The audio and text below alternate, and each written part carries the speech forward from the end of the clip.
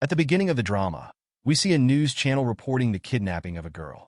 This girl is none other than the female lead of the drama, who is watching the news along with her kidnapper. The kidnapper is the male lead of our drama, named Oni-san. After hearing the word kidnapping on the news, the girl comments that Oni-san didn't kidnap her, but saved her. Hearing this, Oni-san asks her if she doesn't feel scared of a stranger like him. That's when we notice a wall in the house covered with the girl's photos. However, instead of being alarmed, the girl casually says, "You like me so much that you can't possibly hurt me." Meanwhile, the news shows the girl's parents, who appear to be in a state of deep distress. Her mom and dad seem to be having a hard time dealing with the situation, but the girl couldn't care less. She remarks how good they are at acting. We then get a clue about why she feels this way. The bruises on her body reveal the kind of treatment she endured at their hands. Now, the girl asks Oni-san if the police will arrest him. When he responds in yes, she says, "Then you should treat this like a game where we have to evade my parents and the police." Since she is just 14 years old, such comments seem quite normal for her age. She even tells Oni-san that if they manage to escape, they'll get married. Her comfort level with him is so high that she has no intention of running away, as her life outside with her parents is not much better. Oni-san says, "If we fail, then what?" To this, she responds, "Then we'll die together." Hearing this, Oni-san replies, "If that's the case, I'll do everything I can to make sure we succeed, so we can get married." This shows that he also has feelings for her. The scene then shifts to the police department, where the atmosphere is filled with tension. The kidnapping case has now become national news, and the police are under immense pressure to find the girl and close the case as soon as possible. 72 hours have passed since the kidnapping, leading some officers to believe that the girl might already be dead. However, another officer remarks, "Let's hope she's still alive," and stresses the need to find her as soon as possible. On the other hand, Oni-san is about to head to the supermarket to buy some groceries. He asks the girl what she would like to eat, and hearing this, she becomes incredibly happy. She says, "This will be the first time in my life that someone will cook my favorite meal for me." After Oni-san leaves, she lies down and talks to herself, saying, "If my parents or the police find me, I'll kill myself." The story then flashes back to 2 days earlier. We see a scene where the girl is about to end her life by jumping into a river. But just in time, Oni-san shows up and saves her. He tells her, "If you want to end your life like this, it's better that you come with me," and explains the reason behind his actions. He likes her. This means that what everyone assumed to be a kidnapping was Oni-san saving her life. The numerous photos of her that he had put up in his house weren't part of any sinister kidnapping plan. They were there because he liked her.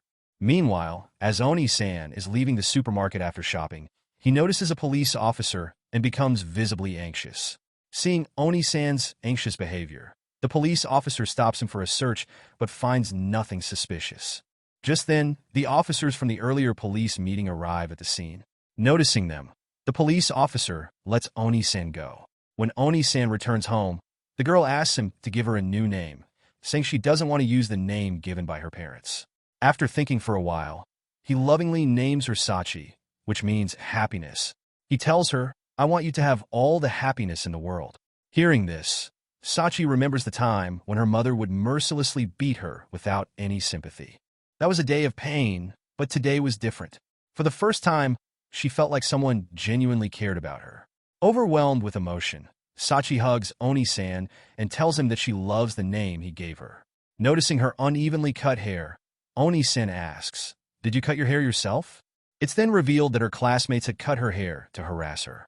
Sachi never defended herself in such situations, suggesting this wasn't an isolated incident, but part of the constant bullying she endured. While waiting for dinner to cook, Oni-san offers to fix her hair and starts trimming it properly. As he cuts her hair, he notices the numerous scars and bruises on her body, which deeply upsets him. Holding the scissors towards her, he asks, "What if I use this to hurt you? Aren't you scared?" With a smile, Sachi replies, "I've been through far worse pain than this, so much that I don't feel anything anymore." We then see a flashback of her mother brutally beating her even when she had visible teething marks on her body. Her mother's anger was so extreme that she even picked up a glass bottle to hit her. Hearing all this, Oni-san tells her, "This is not something to laugh about. You need to learn how to express yourself." The scene then shifts to Sachi's school, where her classmates are laughing at the news of her kidnapping. Watching them laugh, the teacher approaches, and the students quickly leave. However, The teacher notices the word die written on Sachi's desk, a word her classmates had written. This showed how much they hated her. They even wished for her death. On the other side, it's dinner time. Seeing so much food on the table, Sachi becomes extremely happy and starts eating as if she had never had such a meal before. Watching her eat with so much joy brings a smile to Oni-san's face too. The reason behind Sachi's ravenous eating was her mother. At home, her mother never treated her like a human being. As a result, Sachi had stopped lifting her eyes and had never learned how to express herself. But here, with Oni-san, it seemed like she was finally experiencing the best moments of her life. We then see a flashback of Oni-san as a child. He was with a man who was teaching him something important about how to deal with life, no matter what. The man told young Oni-san, no matter what kind of person you become, you'll never find true happiness as long as you're alone. At the time, Oni-san didn't fully understand the meaning of those words, but now, being with Sachi, he finally realized their significance. After dinner, Sachi was looking at her photos displayed on the wallpaper when she noticed a picture of a sunset. Curious, she asked Oni-san about it. He replied, I hate sunsets the most, but seeing them repeatedly, I've gotten used to them. Sachi then shared, I didn't like sunsets either, because it meant it was time to go home. But after coming here, my perspective has changed. It's true that liking or disliking something is just a trick of the mind. Hearing her deep thoughts, Oni-san couldn't believe she was only 14 years old. Sachi then asked him, Am I cute? Oni-san gently placed his hand on her head and said, That's a compliment. Feeling immense joy from his touch, she asked him to do it again. Picking up a camera that was lying nearby, she said, Let's fill these walls with our photos. She then clicked several pictures of herself. Both of them felt happy together, as if they had finally found the missing piece of their life's puzzle. Meanwhile, the police were reviewing CCTV footage from various areas. In one of the clips, they spotted Sachi. The next day, while watching TV, Sachi came across a segment about dating spots. Seeing it, she felt like going on a date with Oni-san. When she asked him, he was surprised and explained, There are cameras everywhere outside. Hearing this, Sachi decided not to go. She didn't want to be caught, but she wanted to go out. Oni-san then suggested that a crowded place would be safer for them, which made Sachi very happy. Later, Oni-san made her promise that she would never leave him. In response, she joked, saying, Anyone who breaks a promise will feel a pain as intense as 1,000 punches. Oni-san silently thought to himself, Despite being in the same room, what is it that we're hiding from each other? Meanwhile, Sachi's mother was shown, and she was with the two police officers, who brought the last CCTV footage of Sachi. They suggested that this case might not be a kidnapping at all. Hearing this, Sachi's mother got furious and asked, If that's the case, why hasn't she returned home yet? She instructed the officers to find her and bring her back as soon as possible. On the other hand, Sachi had changed her entire look, making it difficult for anyone to recognize her. Before leaving, she asked Oni-san to hold her hand because she was scared. Oni-san, holding her hand, took her outside, where she felt a surge of happiness. The two of them went out together to explore. When they went to a shop, the shop owner was talking to Oni-san about the kidnapping case, wondering what would happen to the child. This made Sachi feel down. At that moment, Oni-san responded, I just hope that girl finds her happiness soon. To which the lady replied, I hope so too. After leaving the shop, while walking on the road, Sachi saw her two classmates, the ones who used to bully her at school. Seeing them made her nervous. The two girls, noticing the cap Sachi was wearing, thought it might be her, and they moved closer to check. Just then, Oni-san asked them, What do you want with my brother? Hearing this, the two girls quickly left, thinking they had seen him somewhere before. As they continued walking, Sachi asked Oni-san, Am I causing you troubles? He reassured her, saying, There's nothing to worry about. Then he explained, It's normal for everyone to keep quiet about bad things they hear, but from now on, I'll be with you to share that pain. Hearing this, Sachi started crying and confessed, I've always been hurt by what others said, but I never expressed it. Meanwhile, the two police officers met with Sachi's teacher to continue investigating her case and to learn more about her family. The teacher recalled that once Sachi had told her that if she got bad marks, her mother would beat her, but the teacher didn't share this with the officers. On the other hand, Sachi's life had suddenly become so much better that she started wondering whether she truly deserved this happiness. To this, Oni-san said, You've endured so much suffering in your life. You deserve all this happiness. So that only happiness remains in your life, Oni-san assured her. However, Oni-san didn't have enough resources or money to give Sachi a life full of happiness like ordinary people, but he promised to do his best. For Sachi, none of that mattered. All she wanted was Oni-san by her side, someone who could make her happy. But deep down, she was afraid that this happiness wouldn't last long. We are then shown a flashback where Sachi, despite scoring 98 marks, was beaten by her parents. The next day at school, those same two girls who used to bully her were seen writing "die" on her desk. Witnessing this, Sachi stood outside the classroom, unable to enter.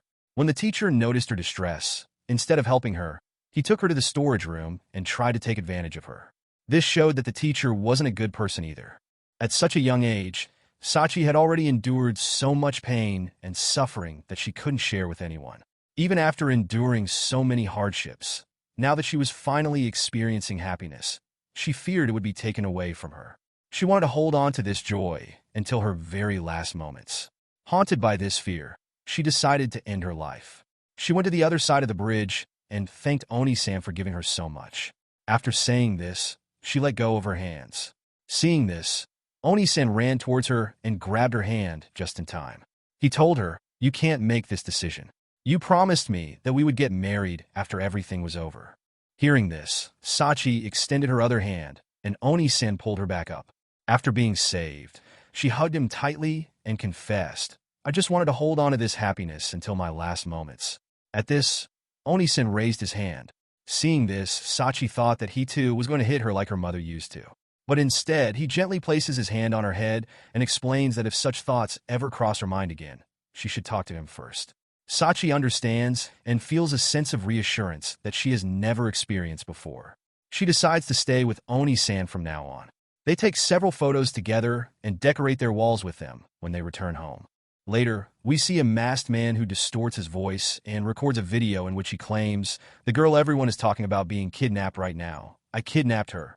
He further states, "My goal isn't fulfilled yet. My dream is to have a house filled with only beautiful girls."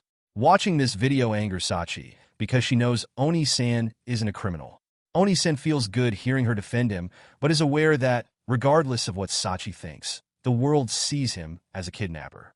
When Sachi watches more videos supposedly supporting her, she tells Oni-san, "These people are lying. They're pretending to support me just to look like heroes. The truth is, none of them genuinely care about me." In response, Oni-san says, "Maybe out of thousands or millions, one or two people genuinely care and are looking for you.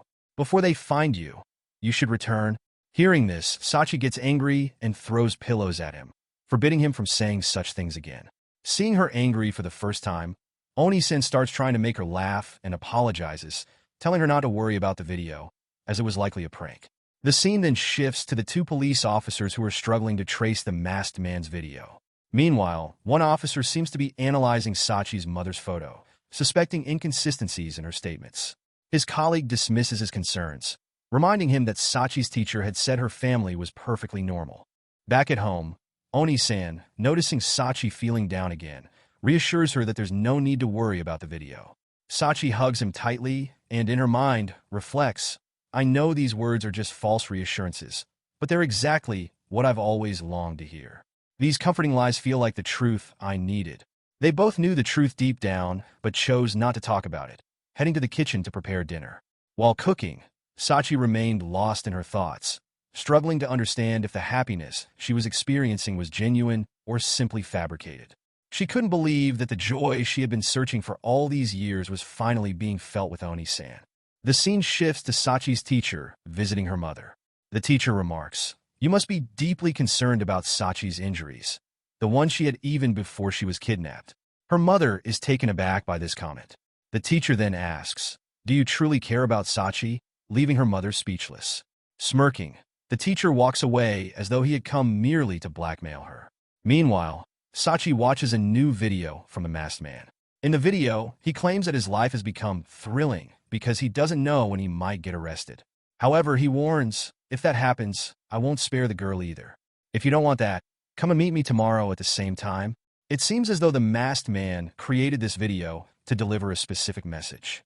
Hearing this, Sachi becomes extremely anxious, almost as if the masked man were calling her out. We then flash back to Sachi's school days. On the day she scored good marks, her teacher asked her to meet him in a particular storeroom after school. When Sachi went there, the teacher tried to take advantage of her.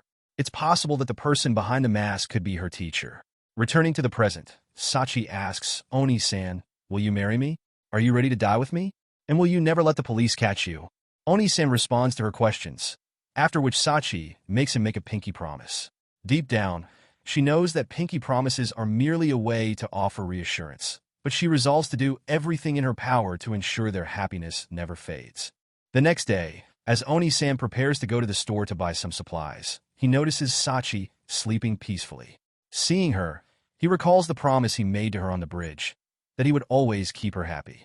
However, he mutters to himself, "I said that in haste, so that Sachi doesn't end her life." On his way to the store, Oni-san passes by Sachi's school, where he spots her teacher. He asks himself, "If I had been in that teacher's place, could I have saved Sachi?" He immediately answers himself, "No." He reflects on how, if they had met under normal circumstances, they might never have taken an interest in one another. When Oni-san returns home after picking up supplies, he finds the police waiting outside his door. He panics, but soon realizes that the police are conducting routine rounds in the area due to the kidnapping case. The officers want to ask him some questions and ask him to open the door. Oni-san tries to evade them by saying he has no information, but his nervous demeanor raises their suspicions. Left with no choice, Oni-san reluctantly opens the door, only to be shocked. Sachi is nowhere to be seen. Unbeknownst to Oni-san, Sachi had left without informing him to meet her teacher. The police find nothing unusual in the house, so they hand Oni-san details about the kidnapped girl before leaving. However, Oni-san is deeply anxious and wonders where Sachi has gone. The scene then shifts to Sachi's mother, who is being visited by the two officers handling the case. They inform her that despite their efforts to find evidence after Sachi's last known location, they have been unsuccessful. One of the officers then requests to inspect Sachi's room. Once inside, he starts looking around and asks Sachi's mother when she last saw her daughter. She replies that Sachi left for school in the morning and never returned. However, Sachi had already left the school premises before going missing. As the officers leave the house, one of them asks his colleague, "Why did you suddenly decide to check the room?" The officer replies that Sachi's mother is lying. The officer explains, if Sachi didn't return home after going to school, then how are all her subject books neatly placed on her desk? Also, she called us to meet only when her neighbors were outside her house, as if she wanted to portray herself as a helpless mother who deeply cares about her missing child. The way she keeps insisting it's a kidnapping seems like she's trying to hide something. All her actions clearly suggest she doesn't want her daughter to come back. Hearing this, his colleague is shocked. Meanwhile, Oni-san, checking the CCTV footage, sees Sachi leaving the kitchen with a large knife. This alarms him as he remembers her past attempt to end her life, and now she's gone somewhere without informing him. The scene shifts to Sachi, who has reached her teacher in the storeroom. Upon seeing him, she hugs him tightly and says, "I managed to escape from my kidnapper with great difficulty. I heard him watching your video." The teacher, pleased that his video wasn't in vain, smiles. However, when Sachi asks him to delete the video, she adds, "I want to stay with you now." The teacher begins mocking her, saying, "You don't even know how to lie properly. I know that the moment I delete the video, you'll run away from me when you get the chance." As he moves closer to her, Sachi pulls out the knife she brought and warns him to stay away. On the other hand, Oni-san is trying to track Sachi down. He remembers how she seemed a little anxious after watching the masked man's video.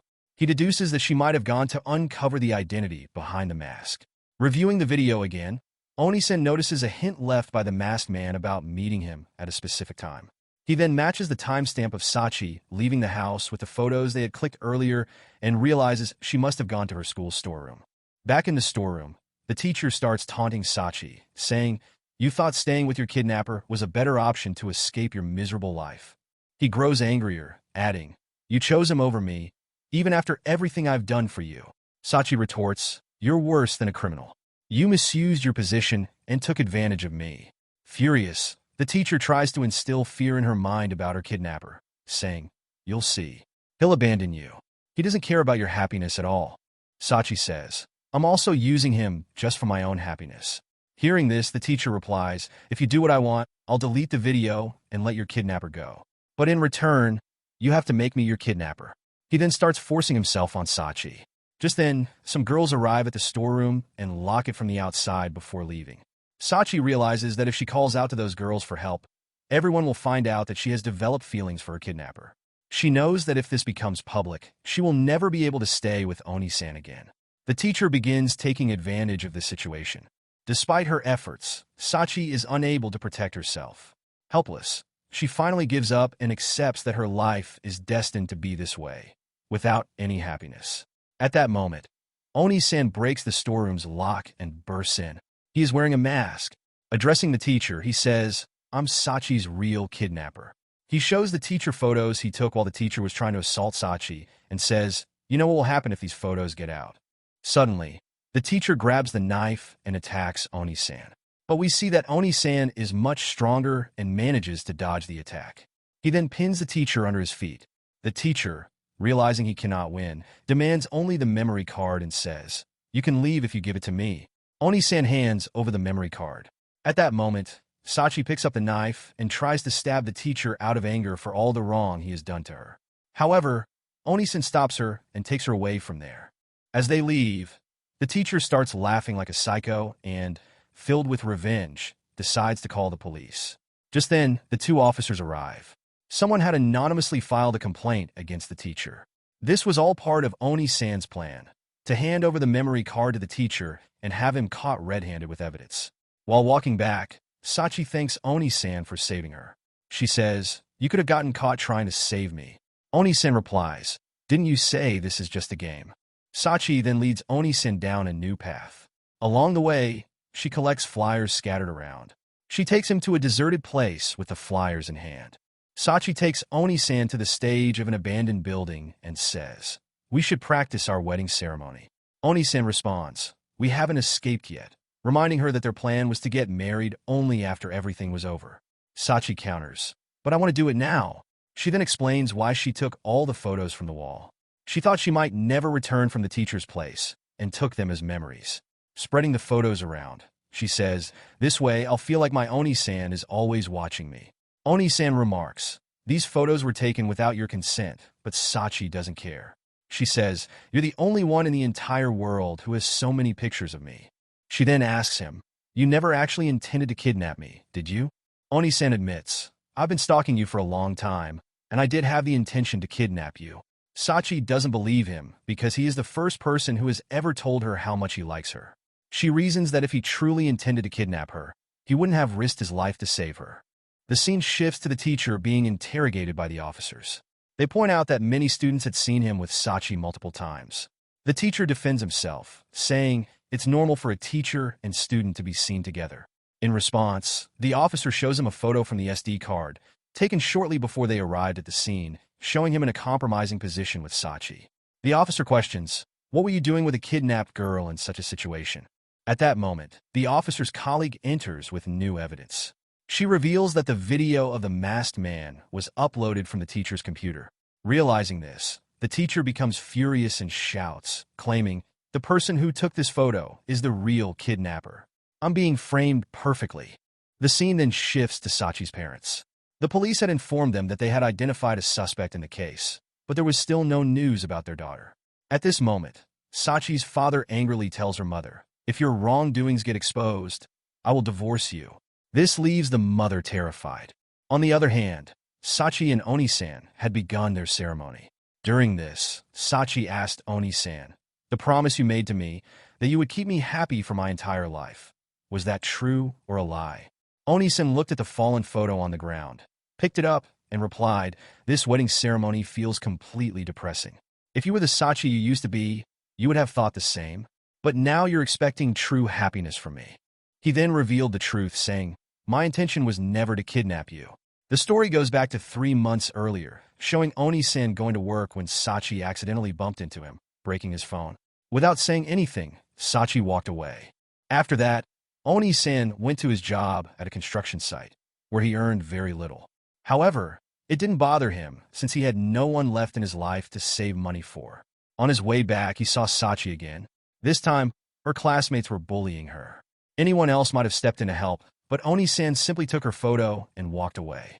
When he got home, he stared at her photo. In the present, Oni-san told Sachi, "That day, you neither tried to protect yourself nor stood up for yourself. That's the reason I started hating you." From that day onward, We see Oni-san clicking photos of Sachi and putting them up on his wall. Whenever he started to hate something, he would take a photo of it and pin it to his wall, hoping to get used to it by looking at it daily. However, his hatred for Sachi never faded, and his wall eventually became filled with her photos. One day, while taking another photo of Sachi, he noticed the bandages and bruises on her body and began to understand the reasons behind her struggles. Determined to find out the truth, he followed her to her house. Sachi entered her home carrying a paper showing her 98 marks. Seeing this, Oni-san felt a bit pleased that in at least one thing, this girl had surpassed him. Her family seemed ordinary, but soon, loud voices started coming from inside the house. Hearing the commotion, Oni-san ran closer to her house and realized that her unusual behavior was due to her parents. Living in such an environment had drained all hope from Sachi, and she had started to believe in just going with the flow. In the present, Sachi asked, "Is that the reason you hate me? Because our lives are the same?" Oni-san replied, "I would have died long ago, but I don't know why I'm still alive. I don't even have the courage to end my life. I saw myself in you. How you couldn't bring yourself to take your own life." Oni-san's perspective began to change when Sachi tried to end her life by jumping into the water. This took him back to when Sachi's life was nothing short of hell. One day at school, a classmate poured water on all her books and bullied her relentlessly before leaving. Later, Sachi went to meet her teacher in the storeroom, where he behaved inappropriately toward her. Despite enduring so much, when she returned home, she found the door locked. Oni-san saw all this from a distance. Sachi threw her books aside and walked away, determined to live her life on her terms. Walking with that mindset, she appeared happy, but to Oni-san, she looked like a puppet finally freed from its strings. However, it was during this time that Oni-san began to lose interest in Sachi.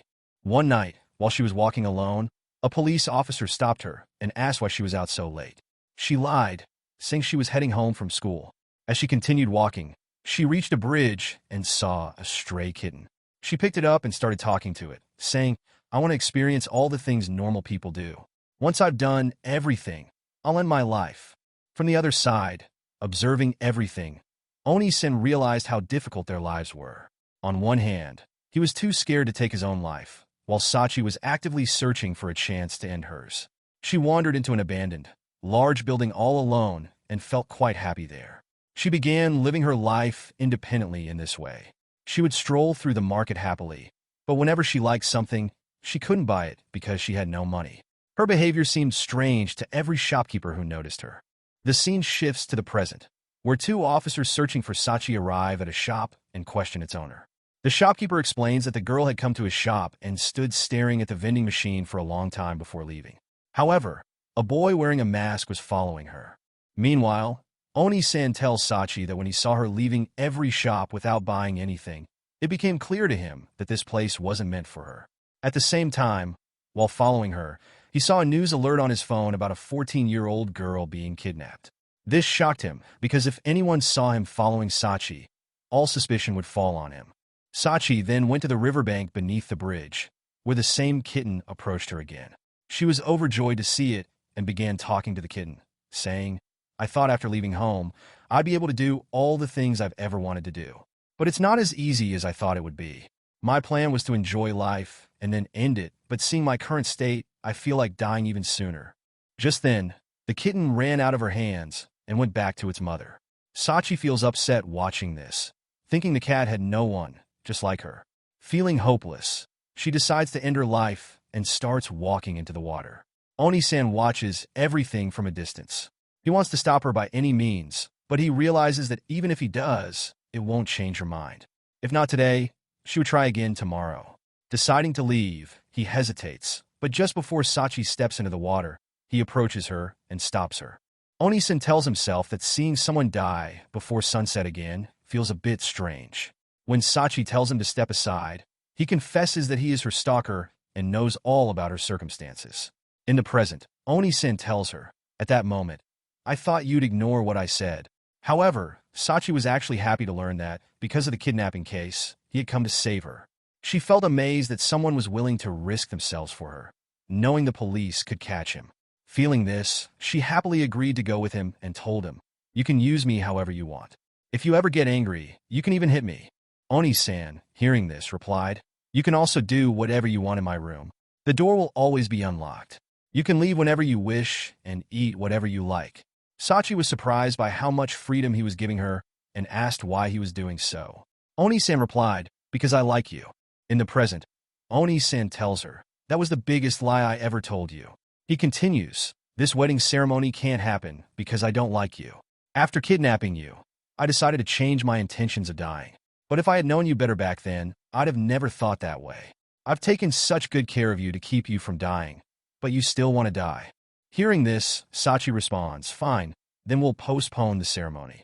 And I understand now. You can't live without me. Oni-san is shocked and asks, when did I ever say that? Sachi then starts proving to him that he does like her. She recounts how, during their date, he had replied to the shopkeeper and confronted the teacher. She also reminds Oni-san how he had saved her before, which was quite risky. She tells him, I know you're not sure about your feelings for me, but I've realized that my life has changed a lot, and whether you accept it or not, your life has changed too.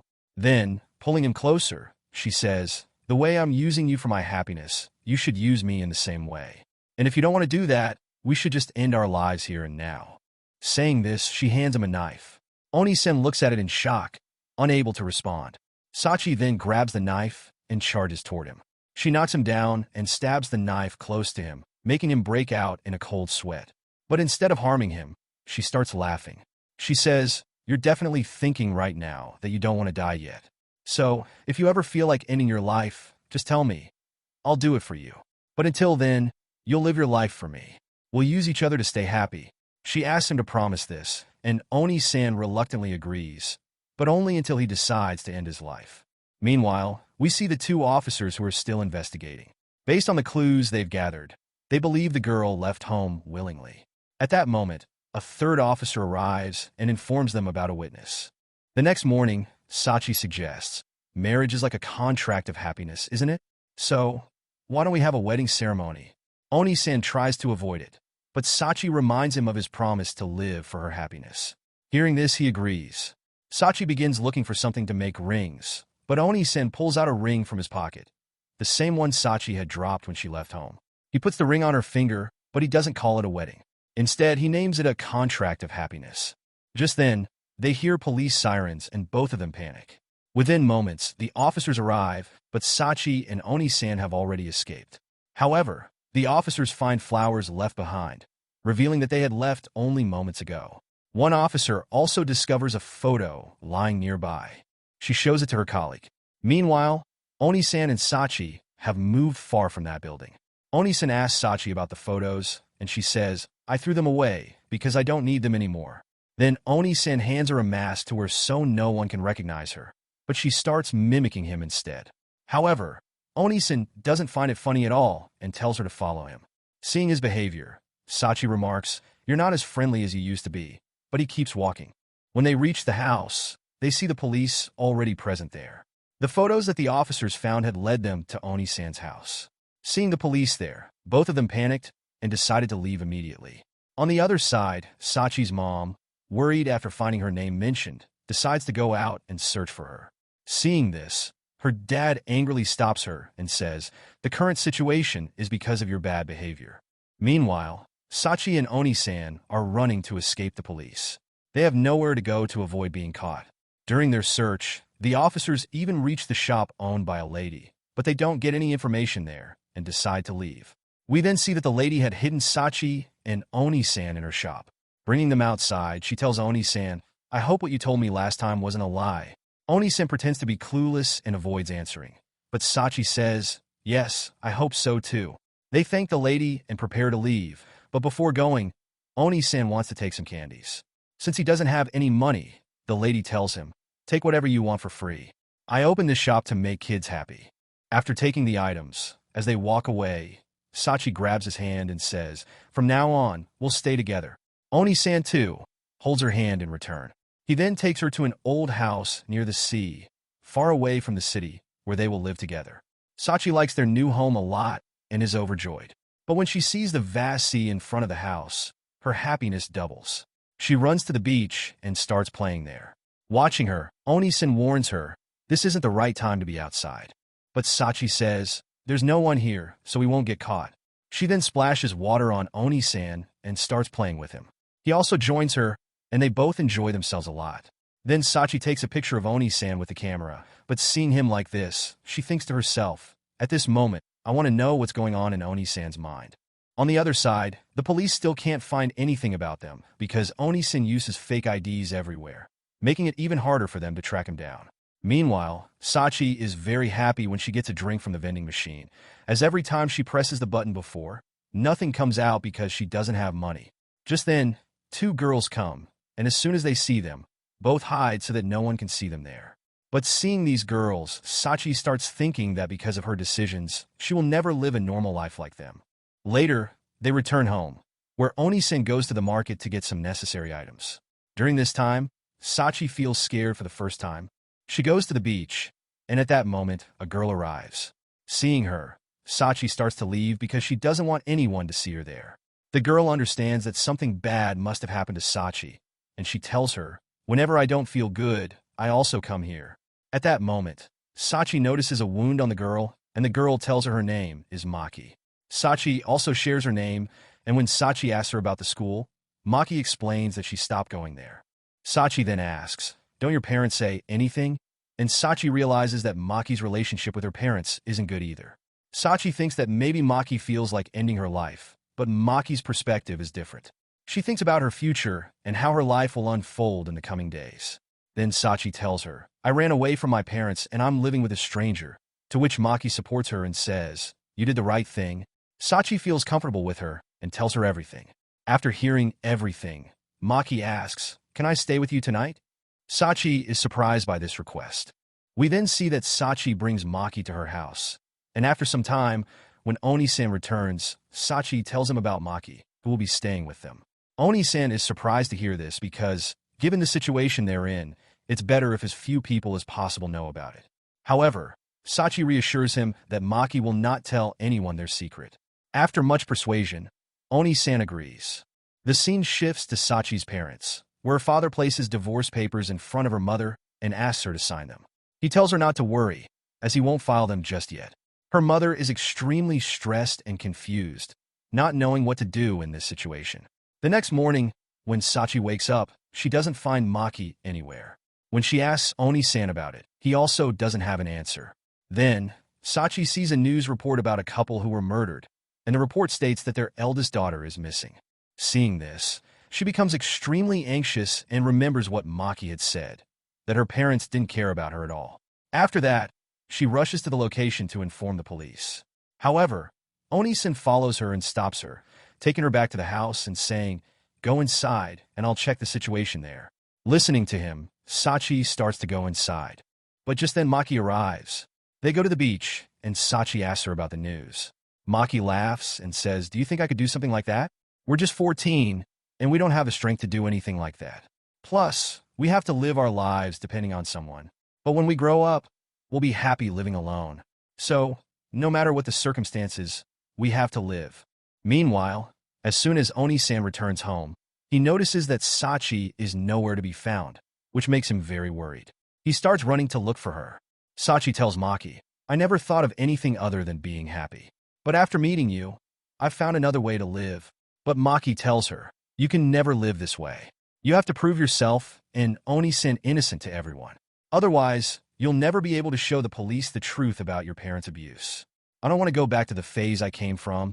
Seeing this, Maki starts laughing and says, then I'll make it easier for you. She takes out her phone and is about to tell the police everything, but Sachi runs to stop her. However, she accidentally pushes Maki, causing her to fall. This leaves Sachi in utter shock, realizing what she has just done. At that moment, Oni-san arrives, and as soon as Sachi sees him, she starts crying, saying Maki fell and died because of her mistake. But Oni-san asks a question, who exactly is Maki? Sachi is confused, not understanding what he's talking about, and she goes to look at Maki's body. However, when she gets there, there's nothing. Sachi is extremely shocked and faints right there. The scene shifts to the teacher, who is watching the same news on TV, where he sees Sachi with her kidnapper. After Sachi faints, Oni-san takes her back home. When she regains consciousness, she sees Maki beside Oni-san. As she talks to her, Maki responds, I am you. When Sachi touches her, she realizes it was just her imagination. At that moment, Oni-san grabs her hand and tells her, "There's no girl named Maki. At the beach, it was only you and me." Sachi starts thinking about what Maki had told her. She wonders if those were her thoughts, and whether everything that's happening is because she had considered living such a life. On the other hand, we see Sachi's mother, who asked her father not to go through with the divorce. But her father had already made up his mind. She says, "How will I live after the separation? Who will cover my expenses?" Her father responds, "Think about it yourself," and leaves for the office. Sachi's mother gets worried, realizing that if the divorce is to be postponed, meeting Sachi becomes crucial. Meanwhile, Sachi tells Oni-san everything Maki has said. But Oni-san knows that whatever Maki said was simply Sachi's thoughts. Sachi then says to Oni-san, "Our game isn't over yet. Should we just get married and end our lives there?" However, Oni-san doesn't want that. He advises her to return to her normal life, as Maki's presence clearly shows that Sachi is overwhelmed by living this way. Sachi, however, firmly refuses. Just then, Maki appears again and says, "Why don't you accept it? You're truly tired of this life." Oni-san asks, "Then why did you deliberately put yourself in danger, knowing the crime scene was full of media?" This means that Sachi doesn't want to continue living this life. Oni-san also tells her to end this and move forward. After hearing this, Sachi, tearfully, runs away. Seeing this, Oni-san apologizes, as he feels responsible for her state. We then shift to a flashback where Oni-san, as a child, is taught by a man that happiness doesn't come from money or status. What matters is who you are living with. The scene then shifts, and we see Oni-san entering his first home. It's shown how he took that sunset photo. At that time, a crime incident occurred where a kidnapper, after kidnapping a girl, committed suicide with her. However, the people around believed that the man was trying to save the girl, but in the process, he lost his life. As Oni-san was leaving, he took a photo of the bridge. The scene transitions back to the prison, where Oni-san says to himself that it feels strange without Sachi, so he sets out to find her. Meanwhile, Sachi is seen talking to Maki, who tells her that she should return to her old life. She suggests that after the news, many people might start caring for her. At that moment, the teacher arrives, and Sachi is shocked to see him there. The teacher explains that when he saw her on the news, he realized that she was signaling him with her location, though that wasn't the case. The teacher's condition had deteriorated as if he had lost his mental stability. Seeing this, Sachi runs away, but the teacher, on the other side, the two officers who had been keeping an eye on the teacher also reached the village where Oni-san and Sachi were hiding. They knew that the teacher had seen both of them, and he would surely try to take revenge on them. Sachi, running, stops as the path ends. The teacher asks her, "My life has been ruined because of you, and you must take responsibility for it." To this, Sachi replies, "This is all your fault." Hearing this, the teacher slaps her. He then gets very close to her and asks, "Would you prefer to die with me?" To which Sachi refused. The teacher then took a knife from his bag and said, "Then I will kill you." As he attacked Sachi with a knife, Oni-san arrived just in time and saved her. However, he got seriously injured. Seeing this, the teacher became furious and yelled loudly, which the officer heard from the other side. The teacher didn't want to become a criminal again in front of the police, so he wanted to drag Oni-san into the situation. He attacked him, but in trying to defend himself, Oni-san accidentally stabbed the teacher. The officers saw everything and assumed that the girl's kidnapper had killed the teacher. At that moment, the teacher's face showed no remorse, and he only smiled because he had caused Oni-san the greatest trouble. With that, the teacher fell right there. The officers now tried to get to the other side, but by then, Oni-san had escaped with Sachi. While running, Sachi kept telling herself that no matter what the future held, she had made up her mind that she would stay with Oni-san from now on. Watching them run away, Maki disappeared. That night, instead of going home, they hid in a cave because the police had tracked their location. Inside the cave, Sachi cleaned Oni-san's wounds while he apologized, saying, "I've caused you a lot of trouble." To this, Sachi replied, "These are the joys I didn't choose for myself."